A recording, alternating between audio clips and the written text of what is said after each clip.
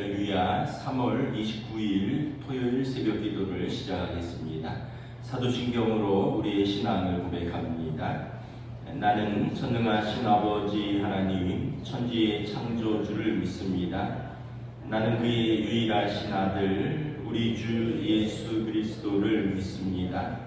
그는 성령으로 잉태되어 동정녀 마리아에게서 나시고 본디오 빌라도에게 고난을 받아 십자가에 못 박혀 죽으시고 장사된 지 사흘 만에 죽은 자 가운데서 다시 살아나셨으며 하늘에 오르시어 전능하신 아버지 하나님 우편에 앉아 계시다가 거기로부터 살아있는 자와 죽은 자를 심판하러 오십니다. 나는 성령을 믿으며 거룩한 공교회와 성도의 교제와 죄를 용서받는 것과 몸의 부활과 영생을 믿습니다. 아멘.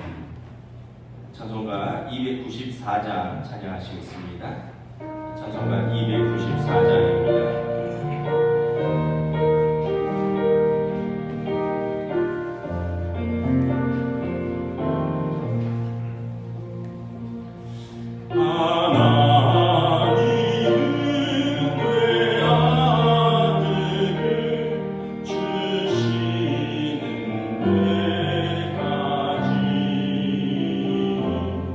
세상 사람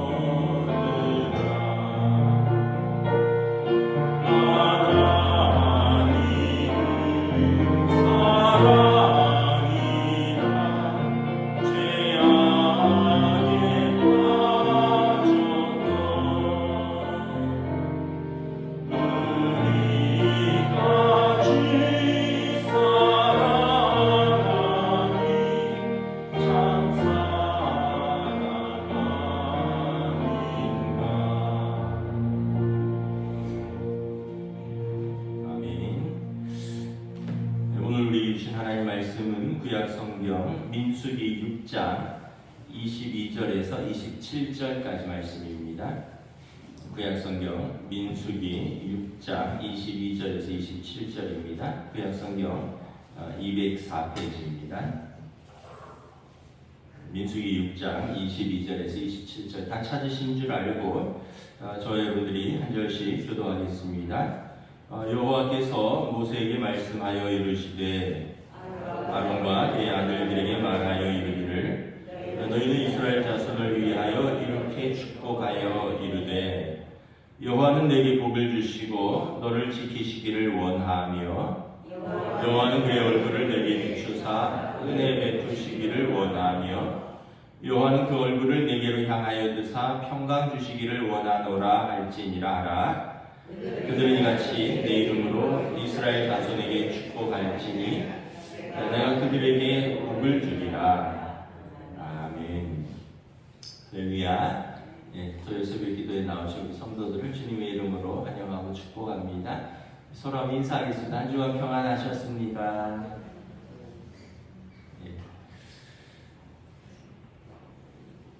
봄이 오는 걸 조금 시기하느라고 어제 오늘 날씨가 살짝 쌀쌀해졌습니다. 환절기에 감기 조심하시고 우리가 새벽에 민수기 말씀을 보고 있습니다. 민수기는 이스라엘 백성의 광야 생활을 기록한 내용입니다. 이제 이 광야 생활은 스테반 집사님은 광야 교회다, 우리의 영적인 여정이라고 설명을 했고요. 또 우리 인생길을 가는 거랑 똑같습니다. 그래서 민수기에서 보면 하나님께서 자기 백성을 광야에서 어떻게 인도하시는지를 이렇게 보여주고 있죠. 민수기의 이렇게 제일 먼저 시작이 백성의 숫자를 세면서 시작합니다. 이제 싸움에 나갈 만한 20세 이상의 남자들을 각 지파별로 세어서 보고하라. 그래서 민수기가 numbers, 숫자들이라는 뜻입니다. 그리고 이제 맨 마지막에 가면 광야의 이제 요단강 동편에서 이제 다시 한번 숫자를 셉니다.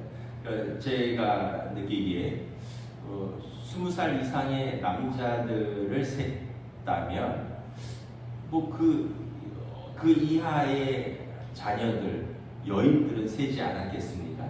다시 말하면 하나님께서 광야 길을 출발할 때 자기 백성을 먼저 세어보고 한 사람도 이제 그 숫자와 또 그 행렬과 이런 데서 낙오되지 않도록 하나님께서 지키신다, 이런 뜻도 있는 거죠. 그래서 이제 12지파의 숫자를 다 세서 보고하고 레위 지파는 이제 성막을 온전히 섬기도록 부름을 받습니다. 그리고 오늘은 이 레위 지파에게 그 각 직무와 역할을 다 준 다음에 모세를 통하여 대제사장 아론에게 주시는 명령입니다. 아론과 그의 아들들은 내 백성을 이렇게 축복하라. 그리하면 내가 그들의 축복대로 내가 그들에게 복을 주리라. 그래서 광야길을 하나님께서 숫자도 다 세시고 또 하나님의 이름으로 축복하라는 거예요. 그럼 내가 그들을 지키고 복을 주시겠다. 내가 얼굴을 항상 그들에게서 떼지 않겠다. 광야 기간 내내, 이 말씀인 거죠. 그래서 우리 22절, 23절 한번 봉독하도록 하겠습니다. 여호와께서 모세에게 말씀하여 이르시되 아론과 그의 아들들에게 말하여 이르기를 너희는 이스라엘 자손을 위하여 이렇게 축복하여 이르되. 그러니까 이제 광야 길을 출발하는데 그 두려움이 있잖아요. 뭐 먹을 것, 입을 것, 또 뒤에서 쫓아오는 적의 공격들, 또 그 행렬 중에 뭐 노약자들이 있고 또 뭐 장애인들도 있을 것이고 또 뭐 광야에서 텐트에서 자야 되고 뭐 이런 여러 가지 그 염려와 근심이 가득할 것 아닙니까? 하나님께서 이집트 종로를 타는 데서 불러냈지만 가야 될 걸 또 생각해도 또 까마득하겠죠. 그런데 하나님께서 이제 출발하면서 걱정하지 마라.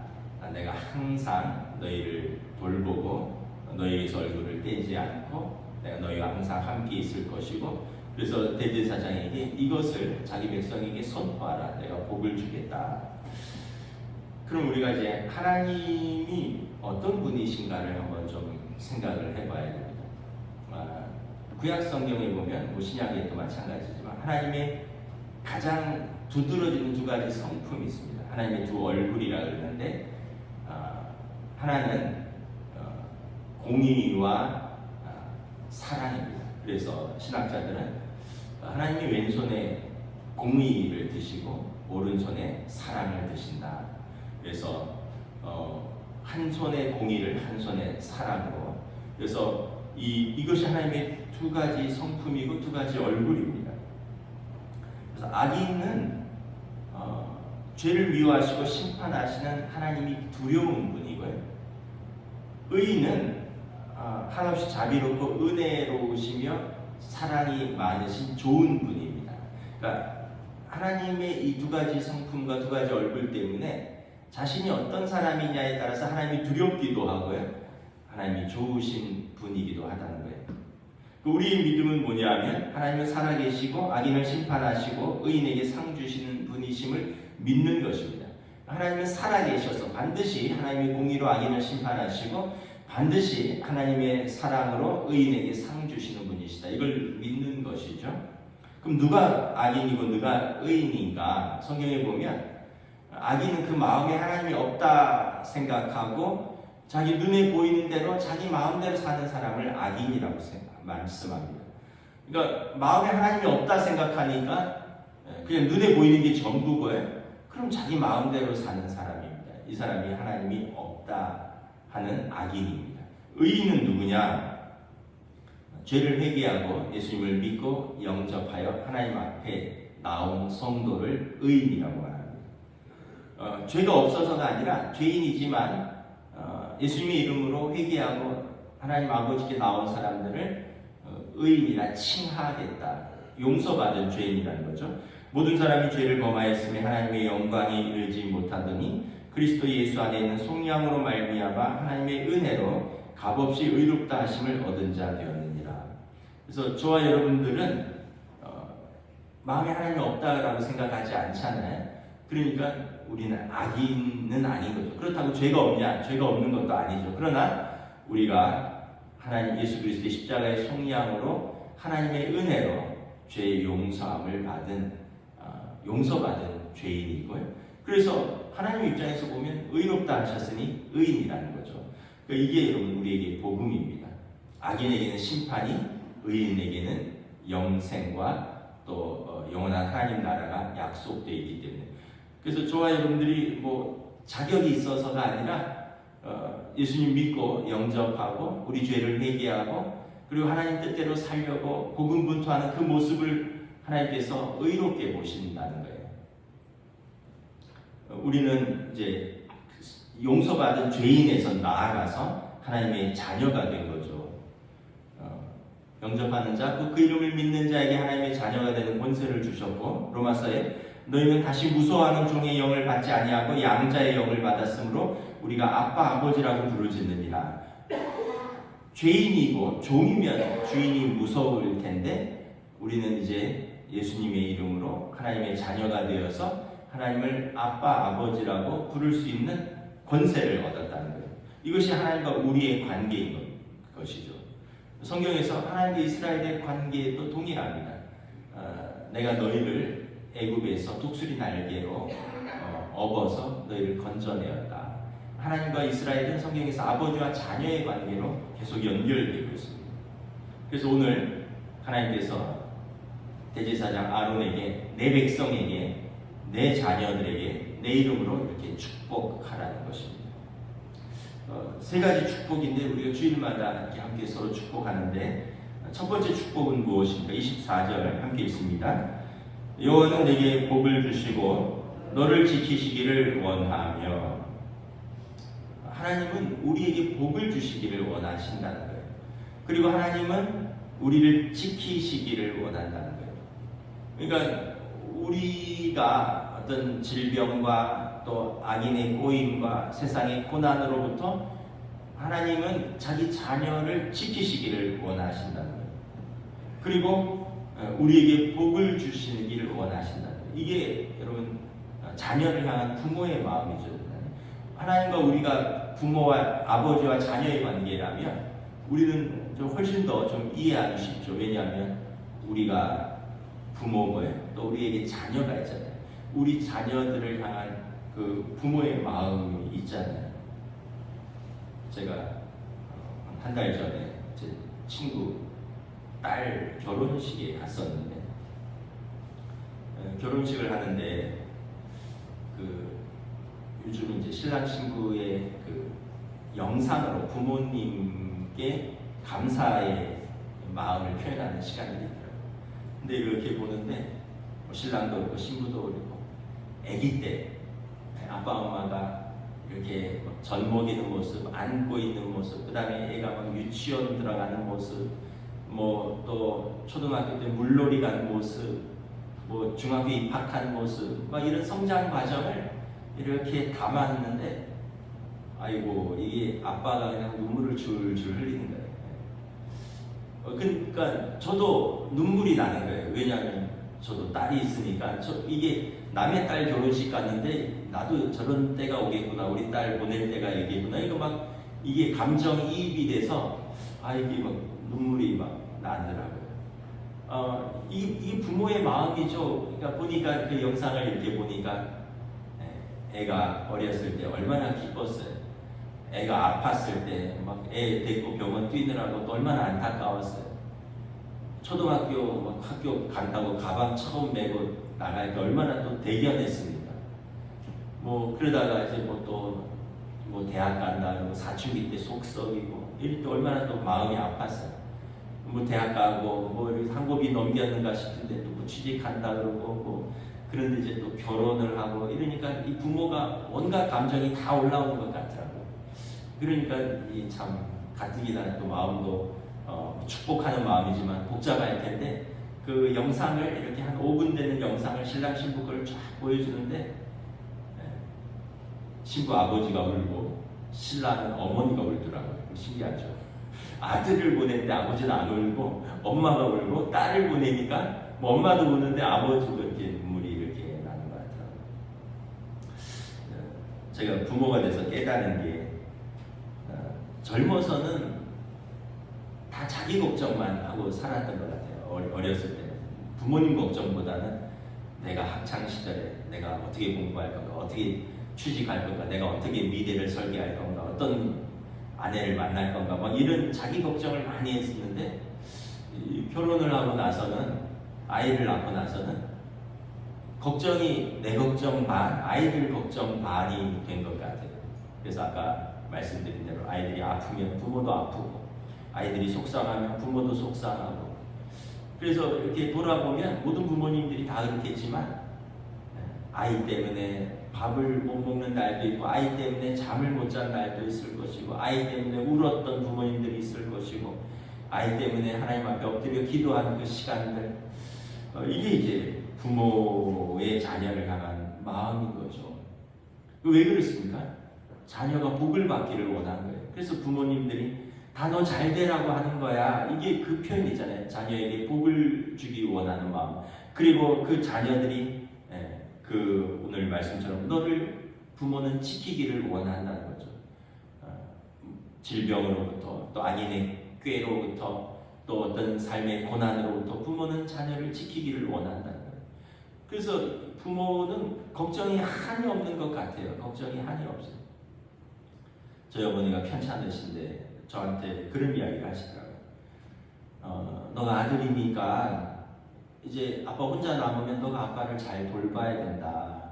아버지가 정신적으로 힘들어하는 것 같고, 네가 아들이니까 너 동생하고 누나를 네가 잘 이렇게 화합해서 동생도 돌보고 인도에 있는 누나도 돌보고. 그래서 제가 아니 엄마 걱정이나 하시라고, 우리는 건강한데.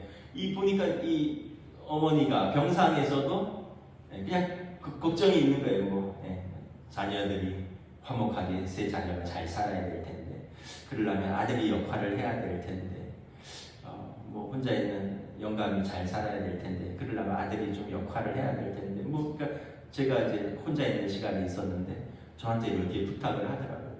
이게 보니까 이 부모는 마지막까지도 자녀 걱정을 하시는 것 같아요. 뭐 우리 권사님들도 이렇게 뭐 신방을 하다거나 뭐 성경 공부 시간에 뭐 이렇게 자녀들 얘기를 하는 시간이 있으면 이렇게 눈물을 이렇게 닦으셔요. 그 다 큰 자녀들 시집가고 장가 가는데도 그 자녀들이 잘 살아야 될 텐데 경제적으로 어려운데 가족은 화목한가? 또 그 자식의 자식은 또 대학은 갈 건가? 그 자식의 자식은 또 내 자식을 속썩이지 않을까? 그러니까 손자 손녀가 내 딸이나 내 아들을 속썩이지 않을까? 뭐 이런 이게 보니까 걱정이 끊이지 않아요. 그리고 그 자식들에게 결혼했는데도 돈이 계속 들어가요. 부모는 보니까. 그러니까 이게 왜 그렇습니까? 예수님이 그러셨잖아요. 아들이 떡을 달라는데 돌을 줄 아버지가 어디 있으며 생선을 달라는데 뱀을 줄 아버지가 어디 있느냐. 너희가 악한 자라도 좋은 것으로 자식에게 줄 알거든 하물며 하늘에 계신 너희 아버지께서 구하는 자에게 좋은 것으로 주시지 않겠느냐. 하나님 아버지께서도 육신의 아버지도 자녀에게 좋은 것을 주려고 하는데 여러분 하나님 아버지께서 하나님의 자녀들이 그들에게 또 우리들에게 좋은 것을 주시려고 하시지 않겠느냐. 그 가장 표현이 내가 너에게 복 주기를 원한다. 내가 너희를 지키시기를 원한다. 아론을 통하여 자기 백성에게 선포하라. 두 번째 하나님의 복은 무엇입니까? 25절 공부하겠습니다. 여호와는 그의 얼굴을 내게 비추사 은혜 베푸시기를 원하며. 여호와의 얼굴을 우리에게 비추시기를 원하신다는 거예요. 성경에서 하나님의 얼굴을 본 사람은 아무도 없어요. 왜냐하면 죄인이고 피조물이 의로우신 재판장이시고 창조자이신 하나님의 얼굴을 보면 감히 살아남을 수 없기 때문이죠. 그래서 성경에 보면 모세가 광야에 자기 백성을 이끌고 가면서 너무 힘들 때 하나님의 영광을 좀 보여주십시오 라고 이렇게 말씀을 하나님께 기도합니다. 모세가 얼마나 힘들었으면 그렇게 했을까요? 내가 이 백성을 낳았습니까? 내가 왜 이 사람들 데리고 이 고생을 해야 됩니까? 그런데 또 포기하지도 못하고 계속 기도하면서 이 백성을 이끌고 가면서 너무 힘드니까 하나님의 영광을 좀 보여주십시오 했더니 하나님께서 모세를 바위 틈새에 감추시고 그 손으로 모세를 가리시고 하나님이 지나가시는데 모세는 하나님의 등을 보았더라. 이렇게 성경에 기록되어 있습니다. 그 하나님의 얼굴은 볼 수 없는 거죠. 왜냐하면 그 죄인이 어찌 하나님의 얼굴을 보겠습니까? 그런데 하나님이 모세를 불쌍히 여기신 거예요. 그리고 모세에게 하나님의 등을 보여주셨어요. 그런데 나중에 이스라엘의 그 백성의 장로들과 고라 일당의 일부 또 아론과 미리암이 모세를 대적할 때가 있었거든요. 그때 모세에 대해서 뭐라고 말하냐면 하나님이 그와 나는 얼굴과 얼굴을 맞댄 사이다 이렇게 이야기합니다. 난 모세에게 내 얼굴을 부어주었다. 나는 그의 입술에 내가 친히 말씀을 넣어주었다. 이렇게 모세를 대변하십니다. 그러니까 그게 하나님의 얼굴을 보여주신 거예요. 하나님께서 우리에게 얼굴을 우리가 직접 보지는 못하지만 우리는 하나님의 얼굴을 감히 짐작해 볼 수는 있죠. 어떤 얼굴일까요? 스바냐서 3장 17절에 너의 하나님 여호와가 너희 가운데 계시니 그는 구원을 베푸실 전능자시라. 그가 너로 말미암아 기쁨을 이기지 못하시며 너를 잠잠히 사랑하시며 너로 말미암아 즐거이 부르며 기뻐하시리라. 저는 여기 이 한 구절이 그냥 하나님 아버지의 마음, 자녀를 향한 그 얼굴을 정확하게 표현했다고 생각합니다. 너로 말미암아 기쁨을 이기지 못하시며 너를 잠잠히 사랑하시며 너로 말미암아 즐거이 부르며 기뻐하시리라. 뭐 아이들이 다 크신 분들도 한번 자녀가 온다, 자녀 얼굴을 본다 이러면은 어떠세요? 반갑잖아요, 그죠? 뭐 저희는 매일 봐도 아침에 보고 저녁에 봐도 애들이 들어오면 미소를 짓게 돼요. 잘 갔다 왔어? 한 주간 잘 지냈어? 오늘 하루 좋았어? 밥은 먹었어? 왜냐하면 그냥 부모는 자녀를 보면 좋은 거예요. 아이 얼굴이 안 좋으면 우리도 얼굴이 안 좋아지고, 이거 별일 없다 그러면 그냥 좋은 거예요. 왜냐하면 하나님도 우리에게 그러신대요. 너로 말미암아 기쁨을 이기지 못하시며 우리를 향한 너를 잠잠히 사랑하시며 우리를 향한 잠잠한 사랑, 그리고 너로 말미암아 즐겁다는 거예요. 우리 한 사람 한 사람을 그 자체를 바라보시며 기뻐하시는 거예요. 뭐 그 아이가 뭘 잘해서도 좋겠지만 그냥 그거와 관계없이 그 존재 그 자체로 그를 바라보기만 해도 기쁜 거죠. 이게 여러분 육신의 부모도 그런데 하나님 아버지께서 우리에 대한 하나님의 아버지의 얼굴입니다. 우리 자체를 바라보시고 기뻐하시는 아버지의 얼굴, 또 우리의 죄와 허물과 연약함을 안타까워하시며 근심하시는 하나님 아버지의 얼굴. 죄를 범한 다윗이 시편 51편에서 이렇게 기도하잖아요. 하나님의 얼굴을 내게서 가리지 마시고 주의 영이 나를 떠나지 마옵소서. 왜냐하면 다윗은 하나님이 얼굴을 돌리시는 게 가장 큰 두려움이라는 거예요. 가장 큰 슬픔이라는 거예요. 그 아버지가 자식을 외면하는 것이 자식에게 큰 고통인 것처럼 다윗은 자기 죄로 말미암았지만 하나님께서 혹시 얼굴을 돌리실까봐 다윗은 이것이 가장 큰 고통이라는 거죠. 또 우리 회개와 눈물을 불쌍히 여기시며 용서하시고 친히 그 눈물을 닦아주시는 하나님 아버지의 얼굴, 탕자를 향한 아버지의 얼굴이죠. 실패하고 돌아온 아들을 그냥 맨발로 뛰어나가서 그 더러운 옷을 안고 입에 볼을 맞추고 씻기고 가락지를 끼우고 잔치를 벌이는 그 아버지의 얼굴, 내가 잃어버린 아들을 찾았는데 이런 것이 뭐가 중요하겠느냐 했던 그 아버지의 얼굴. 우리가 질병이나 삶의 고난으로 아파하고 괴로워할 때 우리를 그 고난에서 이기도록 응원하시고 우리를 향하여 끝없는 긍휼과 자비의 얼굴로 바라보시면서 위로하시면서 응원하시는 하나님의 얼굴. 욥이 그렇잖아요. 욥이 사단의 시험으로 온갖 고난을 다 받을 때 하나님께서 하늘에서부터 친히 응원하시잖아요. 내 종 욥을 보았느냐? 그는 의롭고 신실한 자라. 네가 그를 시험하고 칠지라도 그는 나는 그의 믿음을 보겠노라. 하나님께서 응원하시고 또 위로하시면서 그 포기하지 않으시는 그 아버지의 얼굴을 보여주시는 거죠. 그 얼굴로 저와 여러분들을 바라보시겠다고 말씀을 하십니다. 우리가 뭐 잘나서가 아니라 뭘 잘해서가 아니라 그냥 자녀이기 때문에 우리의 믿음을 보시고 하나님은 우리에게 얼굴을 향하신다는 거예요. 그리고 은혜를 베푸시기를 원하신다는 거예요. 아니 얼굴을 봤으면 은혜를 베풀어야 될 거 아니에요. 따뜻한 위로의 말이라도 또는 뭐 하나님이 우리를 고난당하는 우리의 도움의 손길을. 은혜라는 게 뭐예요? 예쁘고 좋아서 사랑으로 베풀어주는 호의나 혜택이라고 했습니다.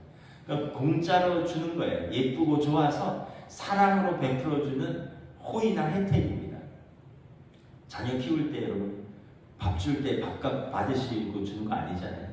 계절 바뀌고 옷 사주고 신발 사줄 때 뭐 다 갚으라고 해서 하는 게 아니에요. 그냥 예쁘고 좋아서 그냥 호의나 사랑으로 베풀어 주는 거죠.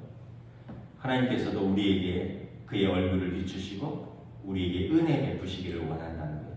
우리의 기도와 간구를 들어주시고 무엇보다 우리를 죄와 사망의 권세에서 자유케 하고 영원한 생명을 주시는 그 은혜를 베푸시기를 원한다는 거예요. 에베소서 2장 8절 9절에 너희는 그 은혜에 의하여 믿음으로 말미암아 구원을 받았으니 이것은 너희에게서 난 것이 아니요 하나님의 선물이라. 우리가 구원 얻은 것은 우리에게서 난 것이 아니라 하나님의 은혜요 선물이라. 행위에서 난 것이 아니니 이는 누구든지 자랑치 못하게 하려 함이라. 우리가 하나님의 구원받을 만한 하나님 나라에 갈 만한 그런 행위가 있다면 공로가 되잖아요. 그럼 은혜가 아닌 거죠. 왜냐하면 내가 한 만큼 받는 거니까. 그건 자기 몫을 주장할 수 있는데 우리는 그런 자격이 없지만 우리에게 하나님 나라를 약속하여 주시고 영원한 생명을 약속해 주셨으니 이것이 우리에게 은혜라는 거죠. 무엇보다 하나님의 자녀이니 하나님 나라를 상속받는 그 은혜를 주셨습니다. 자녀이면 또한 상속자, 하나님의 상속자요 그리스도와 함께한 상속자니 생각하건대 현재의 고난은 장차 우리에게 나타날 영광과 좋게 비교할 수 없도다. 자녀면 상속자라는 거죠. 그래서 하나님의 모든 것을 상속받을 수 있는 은혜를 우리에게 주셨다. 이게 우리에게 은혜의 얼굴을 비추시고 은혜 베푸시기를 원하시는 하나님의 축복이라는 거예요. 자, 세 번째 축복은 무엇입니까? 26절 함께 공독합니다. 여호와는 그 얼굴을 내게로 향하여 드사 평강 주시기를 원하노라 할지니라.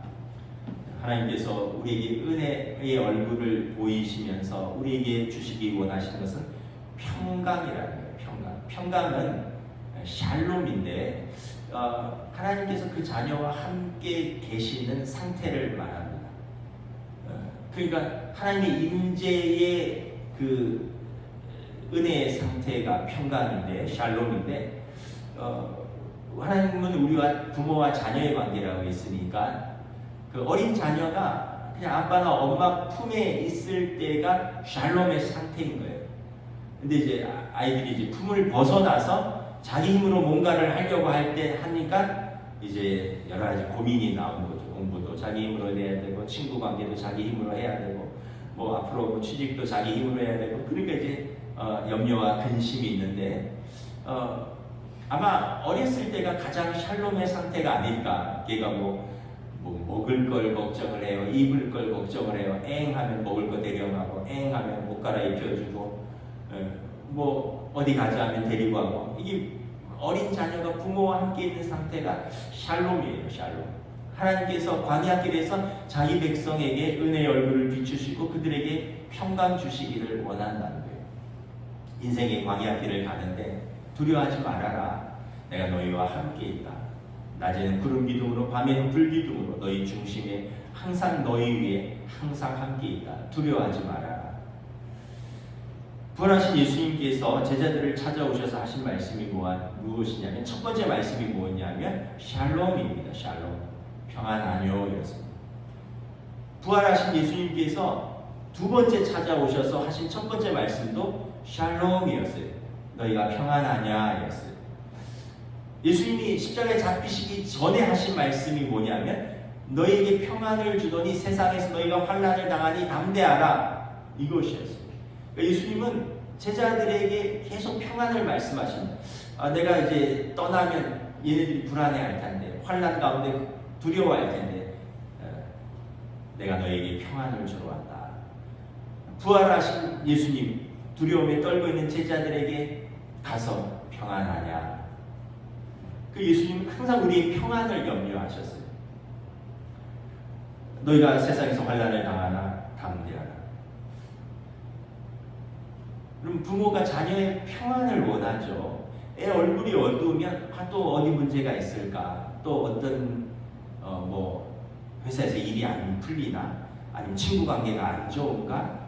뭐 또는 뭐 집에 뭐 분가했다면 또 집에 어려운 일이 있나? 부모 얼굴도 근심이 들여오는 거죠.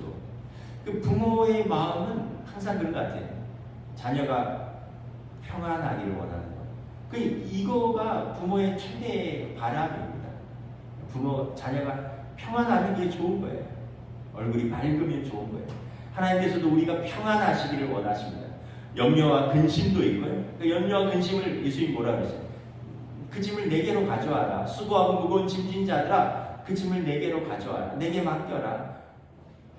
시편에서도 너희 짐을 하나님께 던지라. 하나님께 맡기라는 표현인데 던지라는 거예요. 애들이 어렸을 때 학교 마중 나가면 가방을 냅다 아빠한테 던져버리잖아요. 학교 나올 때는 지가 딱 메고 있다가 아빠 보면 가방 휙 던져버리는데, 왜냐하면 내 짐은 아빠가 들어주는 분이라는 그런 마음이 있거든요. 그러니까 성경에서도 시편 기자가 너희 짐을 하나님께 맡기라. 그 하나님께 던지라는 거예요. 자녀가. 예수님께서 너희 짐을 가져와라. 수고하고 무거운 짐진 자들아, 너희 짐을 내게로 가져와라. 왜냐하면 나는 너에게 평안 주기를 원한다라는 것입니다. 그래서 대제사장 아론에게 여러 가지 책무, 의무를 주었는데 그 중에 하나가 하나님의 이름으로 하나님의 자녀들을 축복하는 의무야 권리이자 책무입니다. 우리 27절 함께 읽습니다. 시작. 그들은 이같이 내 이름으로 이스라엘 자손에게 축복할지니 내가 그들에게 복을 주리라. 아론과 그의 자녀 제사장들은 내 이름으로 이와 같이 이스라엘 자손에게 축복하라. 그러면 내가 그들에게 복을 주리라. 그래서 각 가정의 영적 제사장인 아버지 어머니가, 할아버지 할머니가 쑥스러워하지 말고 하나님이 주신 그 권세와 하나님이 주신 그 의무를 다하십시오. 자녀 손들에게 손을 펴서 그들에게 하나님의 이름으로 축복하십시오. 여호와는 내게 복을 주시고 너를 지키시기를 원하며 여호와는 걸그를 내게 비추사 은혜 베푸시기를 원하며 여호와는 걸그를 내게로 향하여 드사 평강 주시기를 원하노라 할지니라. 이것이 대제사장에게 주신 하나님의 명령입니다. 오늘도 이 믿음의 권세로서 하나님 아버지의 그 복과 은혜를, 평강을 누리면서 또 우리에게 주신 사람들에게 우리가 함께 이 믿음의 기도와 축복을 하는 저와 여러분 되시기를 주님의 이름으로 축복합니다. 기도하겠습니다. 하나님 은혜를 감사합니다. 광야 생활을 시작하면서 하나님께서 그 백성을 하나하나 다 세셨고, 또한 하나님께서 아론에게 대제사장과 그 제사장들은 내 이름으로 내 백성에게 이렇게 축복하라 말씀하셨습니다. 하나님 그 자녀들에게 복을 주시기를 원하시며 그들을 지키시기를 원하신다고 말씀하십니다. 하나님은 그 자녀들에게 은혜의 얼굴을 비추시고 그들에게 은혜 베푸시기를 원한다고 말씀하십니다. 하나님은 그 자녀들에게 얼굴을 향하여 드시고 그들에게 평강 주시기를 원하신다 말씀하십니다. 그리고 그 이름으로 그렇게 기도하면 내가 그들에게 복을 주리라 말씀하셨습니다.